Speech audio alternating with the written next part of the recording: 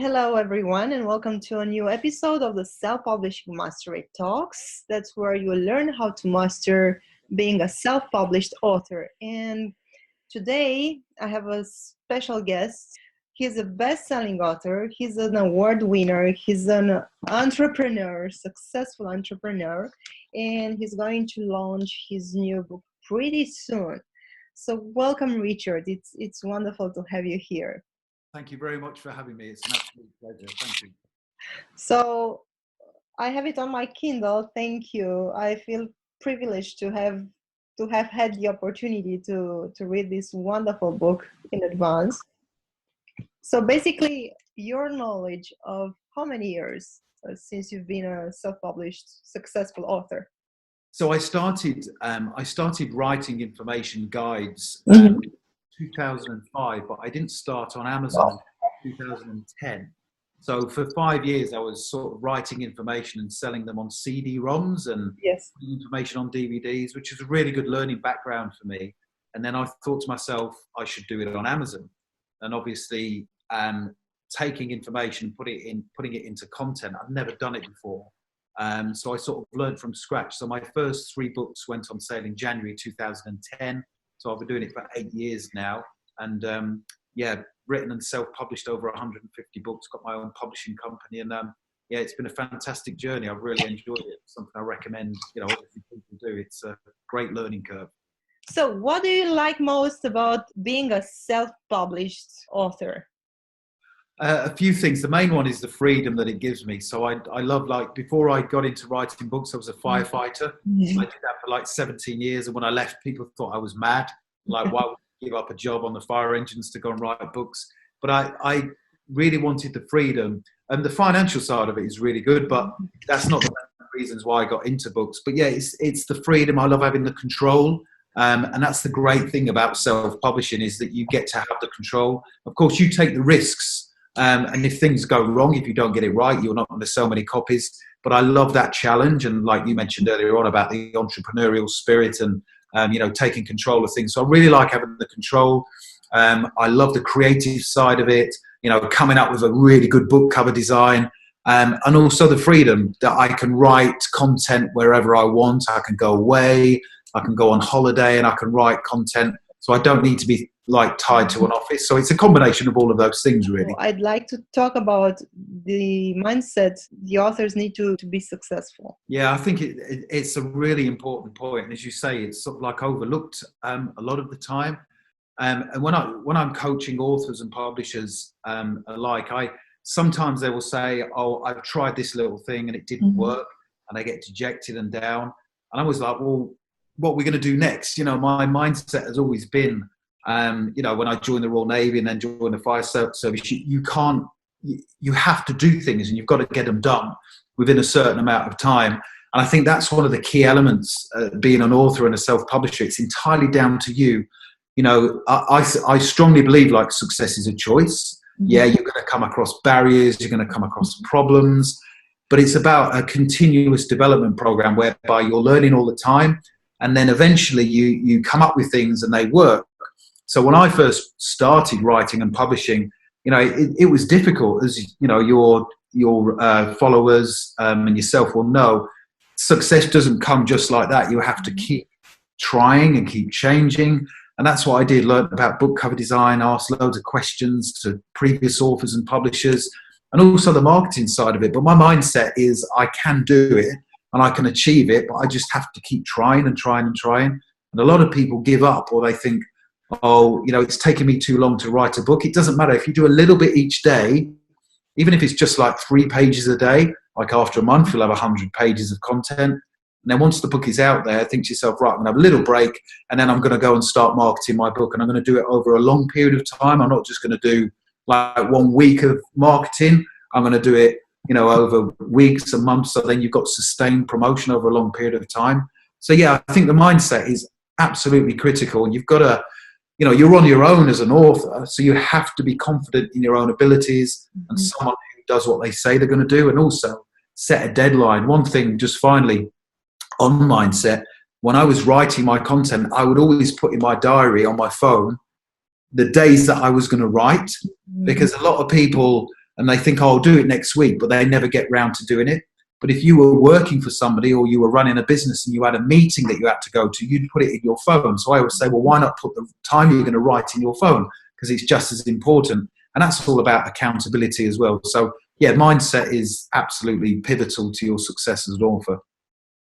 And then your lifestyle as an author. We're not going to feel great all the time, but I think if you look after yourself, like I can remember when I first started, I used to go for long walks, like really brisk walks.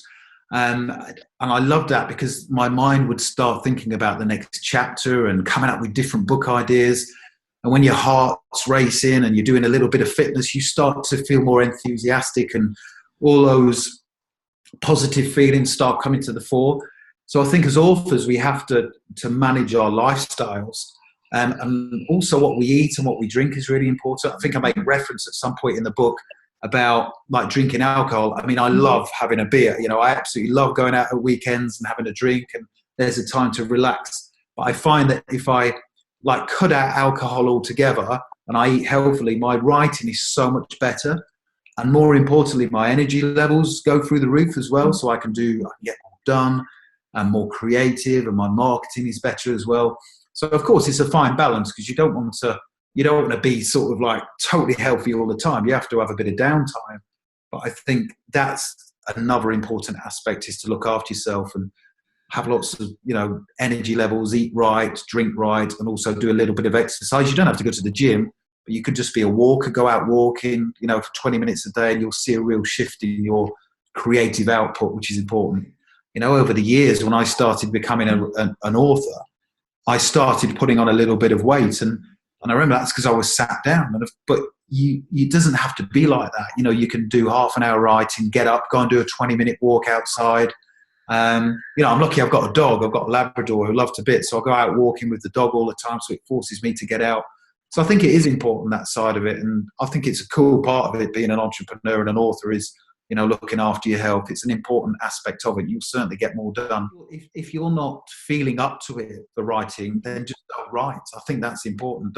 I always used to force myself, because I had a full-time job when I started. So, I was working in the fire service, a full-time job, and I was coming home and writing content, and I forced myself to do it. And in those times, you don't always write your best content.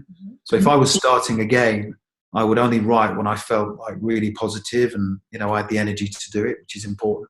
With social media, we are visible. The book cover sells the book. The image can help sell the book. So if you look nice, if you feel good in your skin, then this is going to help in your PR and your marketing campaign.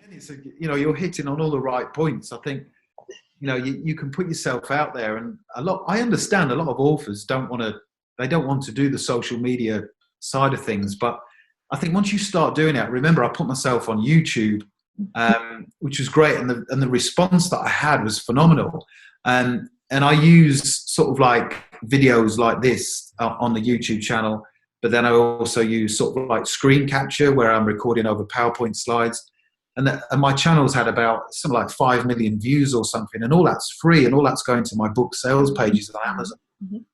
I was like, wow, this is great. And once you start to get a little bit of traction and people start liking the stuff you do, that gives you the confidence to do more of it. So yeah, you're right. You've got to try it and put yourself out there. And there's loads of platforms now that you can start promoting yourself on, which is really good. Which are your favorite platforms, by the way? Definitely Facebook, especially it's really strange because in the last 12 months on my author Facebook page, it's really started to grow. I've got about 14,000 followers on there now. And what I'm finding is videos are working really well. So Facebook, even though it's been around since 2005, the last year for me as an author and a publisher, it's really started to work much better. And also YouTube, which is not a normal channel that authors would use. Yes. But I always create videos, like free training videos based around the chapters of my books, and then I put them up onto YouTube. And I don't sell the book in the video until the end, so I don't even talk about the book, but I give like free educational content in the videos, and then at the end I would say, get a copy of the book if you want to, and then click the link below the video on YouTube and it will take you through to the Amazon sales page or my website. So definitely Facebook. and certainly YouTube and Instagram is starting to be a lot more traction on there as well. So, but yeah, Facebook and YouTube, big plus for me. Okay, so on YouTube, where do we find you? What's the name of the channel? Okay, the channel is it's called Career. It's all one word, Career Vids, VIDZ, and all the videos on Career Vids are based around my How to Become books, like all the career related stuff.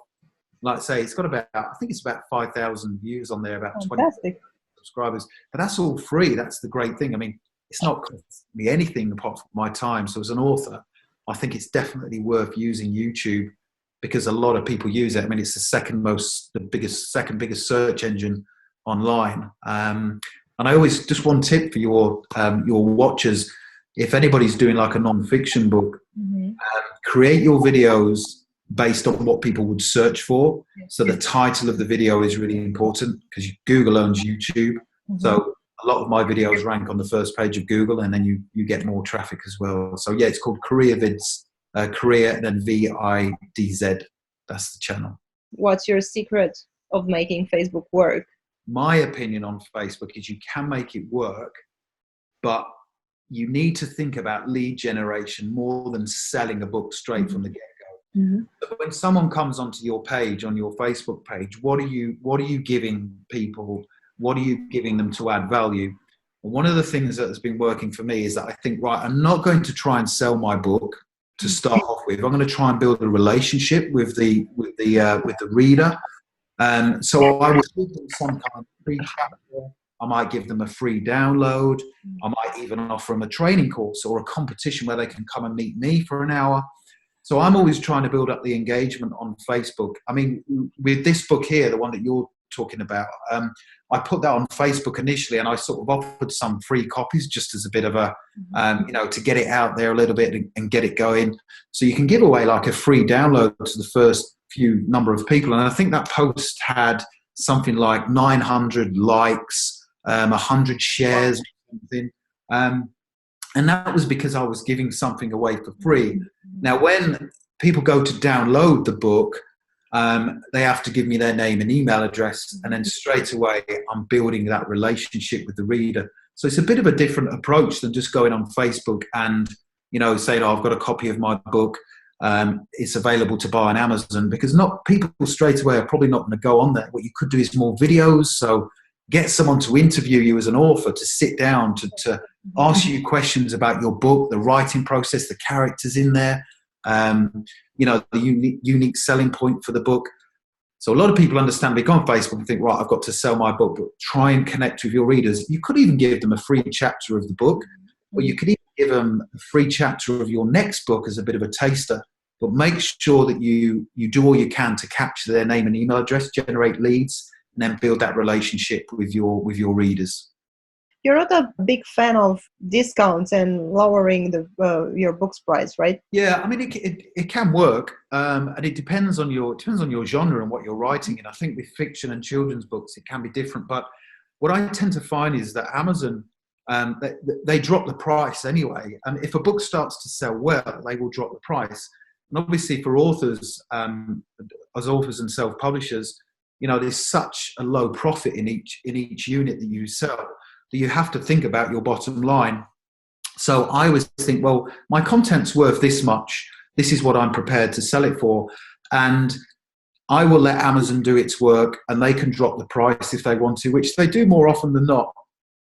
And I also see, like, if somebody comes in and competes with me on a particular book or a range of books, the first thing they do is drop the price.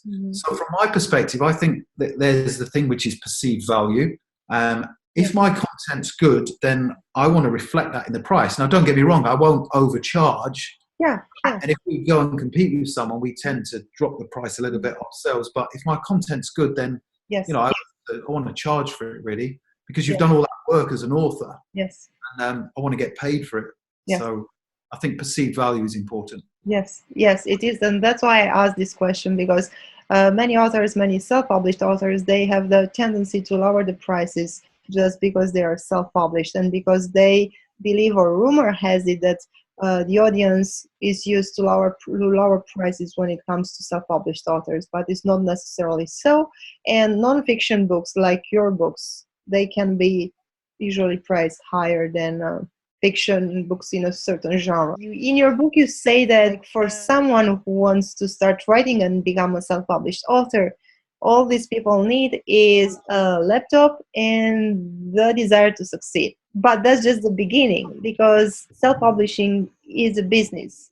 If you don't see it as a business, then you're going to sell one or two copies and that's it. So it depends on your objectives. And I'd like to talk more about a little bit about this aspect and what people need to understand to make it work as a business. Everybody's different. So some people who come on my training courses will go, I just want to get one book out. I want to get it finished and that's it. I'm not really bothered about selling many copies. But you will get a large percentage of people who obviously want to make money from it. Yes. Some people want to publish other people's books and they want to do a lot. So I think having your goals set from the beginning of what you want to achieve will certainly help you. So if you want to do this seriously and you want to do it for long term, which is what I wanted to do, I wanted it to replace my job, then I had to think carefully about how much is this going to cost me? Am I prepared to make mistakes, which I was prepared to? How much money do I have to get started? I didn't have a huge amount of money.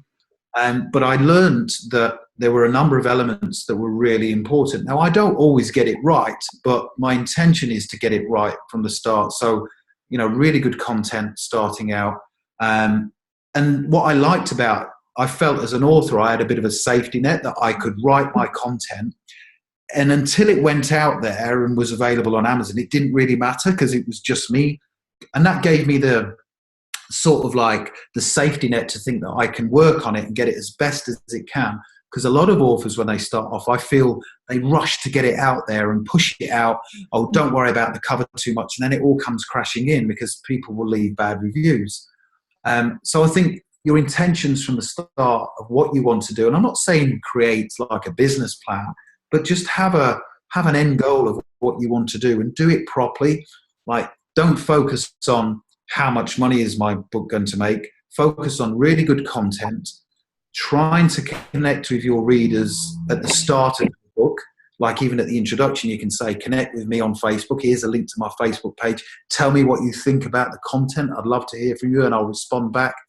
Great cover design, really good typesetting, good Kindle conversion, and then a marketing strategy. So it's putting everything in place from the beginning, what you want to achieve, and then doing each stage properly. And as you say, there's a lot to learn. So learning it all properly and absorbing the world of self-publishing.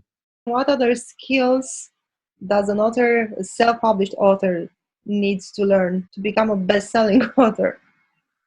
I think one of the surprising ones that I learned, apart from a little bit of like internet marketing, which doesn't take that long to learn. But so like at the very start of my book, like I would have a page that would say, go to a website where you can get something that's of value that's assisted with the book.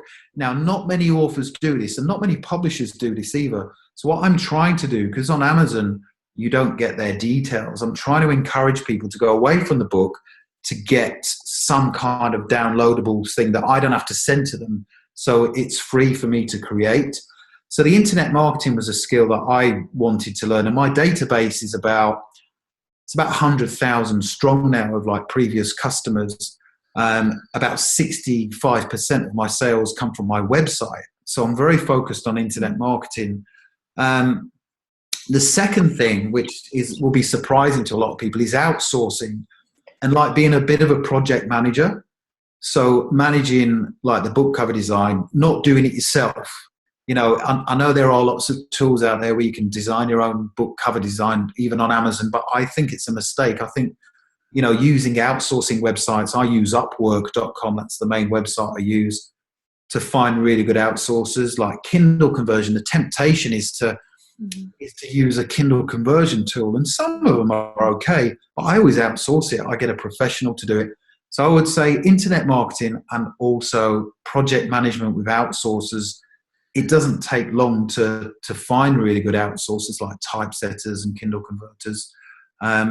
So those are the two different things which are a little bit off the wall that you wouldn't expect an author and a self-publisher to learn. But I think I'm pretty good at those and always encourage authors who are getting into publishing to consider them, important aspects of the publishing world. It's funny because when I started writing and publishing books, there was a little bit in me.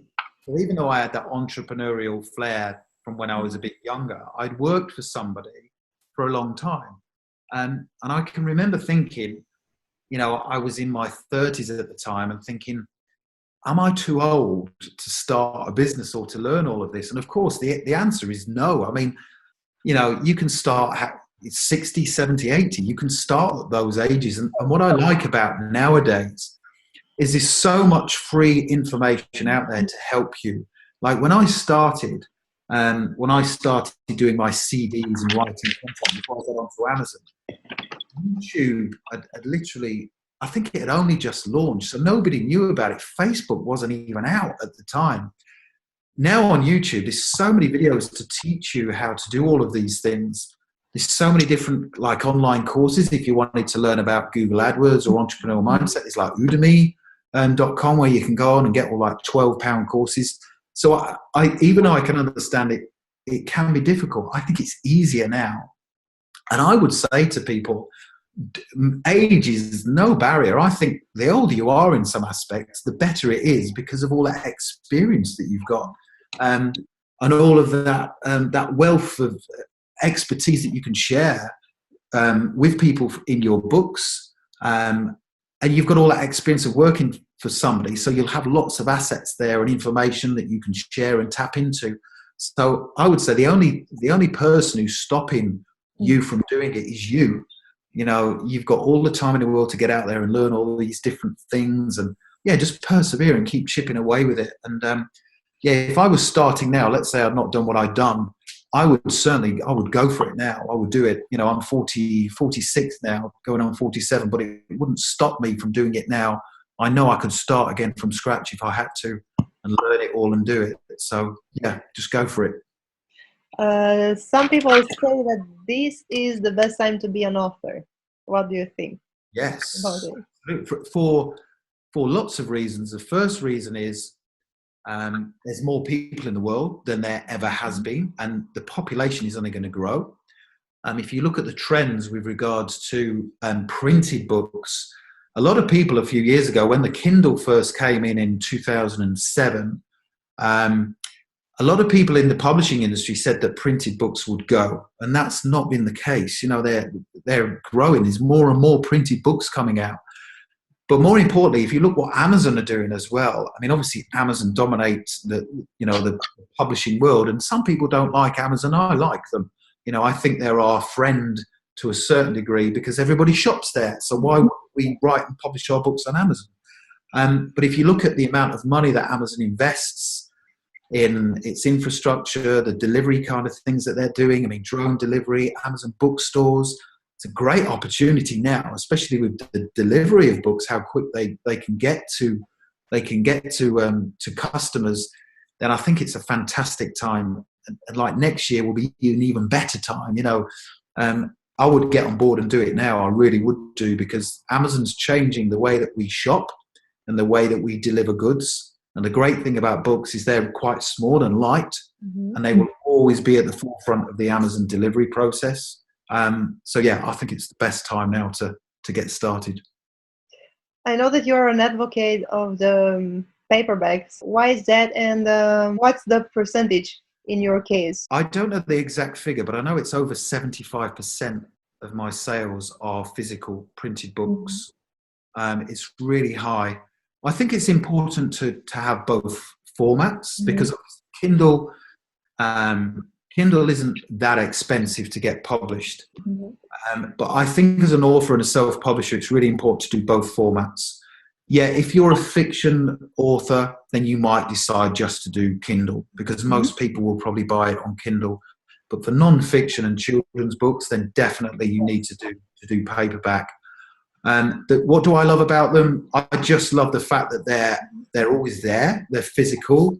I think when you get something through your door, through your letterbox that's physical, there's that feeling that you get attached with it.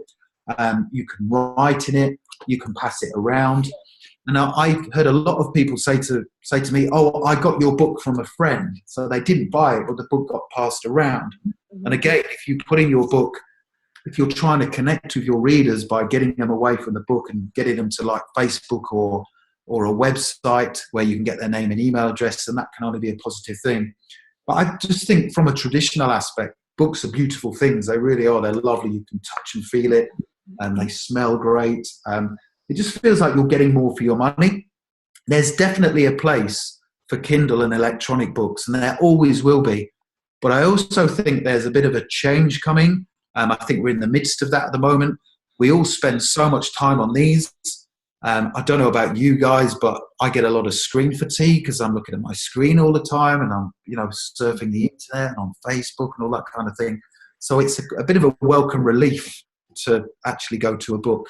So yeah, I love physical books. Of course, from a profit perspective, I'd rather not have to pay for the print costs. But I think from a business perspective, with regards to marketing, then printed books are brilliant. I love them. Yeah, last year at the writers conference in LA, somebody was saying, nowadays if you're like a coach or a business person and you go to a conference, you don't bring your business cards, you bring your books and you you give them to people as business cards. And I think anyone, if you go to an event, if you ask yourself, like if your viewers ask yourself, how many events do I go to where someone goes, hi, nice to meet you, here's my business card. Yes. And the question you should ask is, what do you do with that business card? Unless there's a real connection and you're going to connect with that person, those business cards get either put in your wallet or in your back pocket, and then you don't do anything with them. Whereas if you came up to me and you said, hi, I'd like to work with you, this is a free book, I'd like to give it to you, they're going to take that. They are. I spoke at the business show up at London. It was at Olympia, and it was I think it was October or November time. And I went up there specifically with a load of books to give away. So I took up 1,500 books, and I bought all of these printed books, and I got a little stall. It was 2 meters by 2 meters. And I was just going to give away the books in exchange for the name and the email address so I could scan everybody's pass. And I thought, I was there for 2 days. If I got 1,500 books, if I get through 750 a day, then that's good. By 1 o'clock on the first day, they'd all gone. So all the books had gone. Because people like the physical aspect of it, and they've got something there that's tangible, and people will connect with you. Like on the back of my books, I use a different approach. I always put some like promotional material on the back. I do a little bit about myself, but I promote on the back of the books. And then people get in touch with you. And yeah, and it sort of snowballs from there. So yeah, definitely, it's a great, I know it's no cliche, but a book is a new business card, but it's a lot better than just a piece of card to give away. And it doesn't have to be like Richard's book is so consistent, it's so thick because he has a lot to share in this book, but you can do like a smaller book.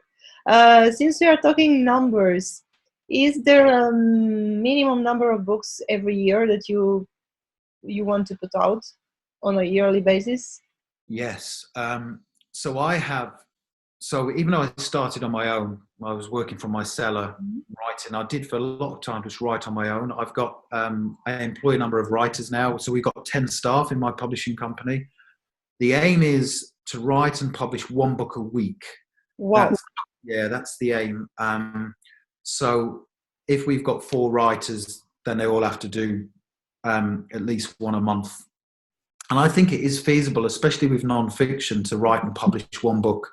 1 book a month per author. So if you're doing at least 3 pages a day, and they're working there full time, so they should be able to do at least 10 pages a day on their content. So the ideal scenario would be to do 1 a week. More realistically, we'll probably do at least 40 a year.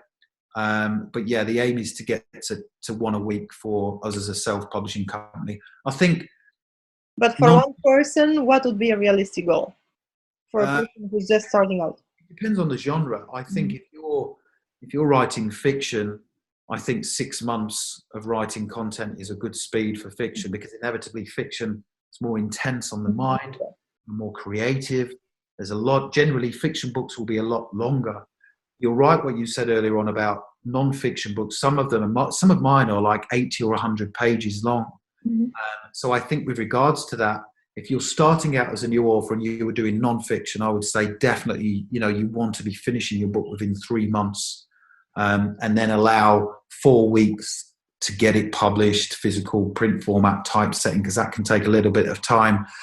So I would say 3 months for non-fiction, 6 months minimum for fiction. But obviously, like I say, fiction is a lot more intense. If you're doing children's books, you've got an even bigger task on your hand, because the illustrations that you've got to get done, the backwards and forwards, project management with the illustrator. So when I was starting out, I would always write, I would try and do at least 1 book a month myself, sometimes quicker, but it depended on the length of the book.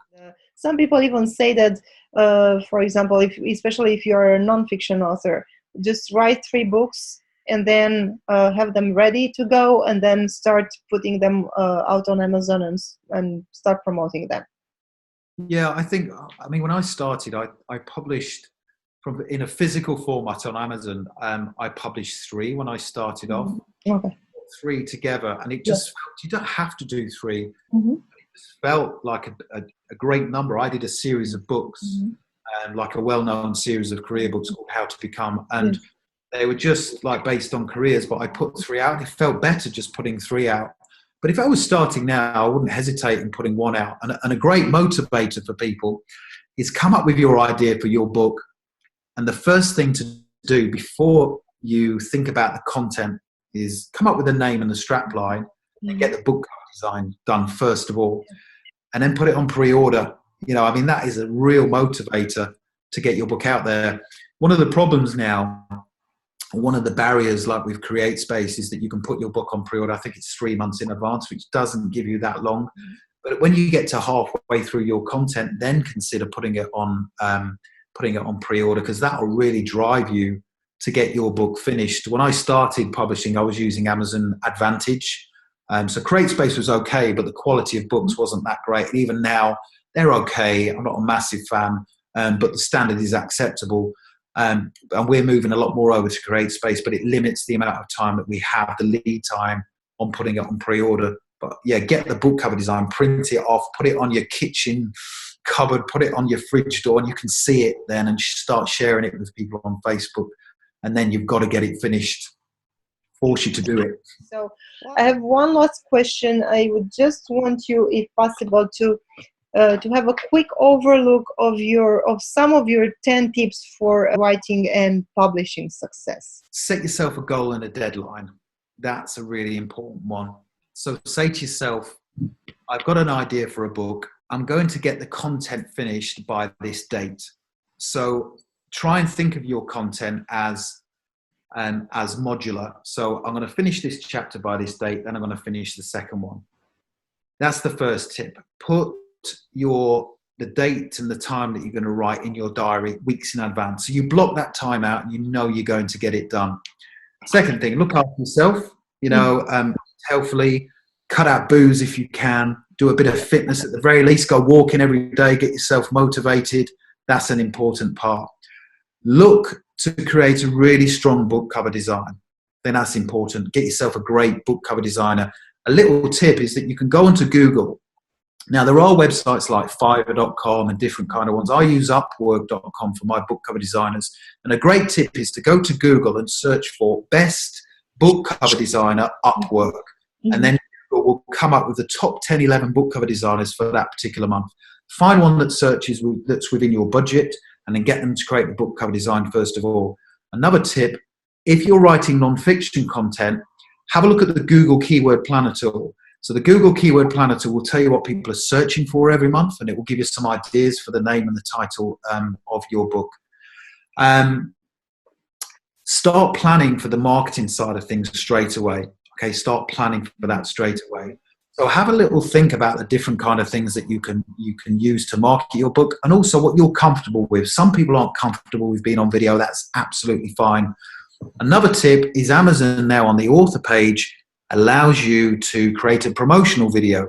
Get a 1-minute promotional video created for your book. The best way is to do it yourself. You don't have to, you can just record it on your smartphone. So just get a tripod and sit there and talk about your book. On the video, hold the book up and talk about who you are as the author, the benefits of the book, why you decided to write it, and a call to action at the end of the video to say, you can get a copy of this book. here on Amazon. So Amazon encourages you to create a video, a promotional video for your book.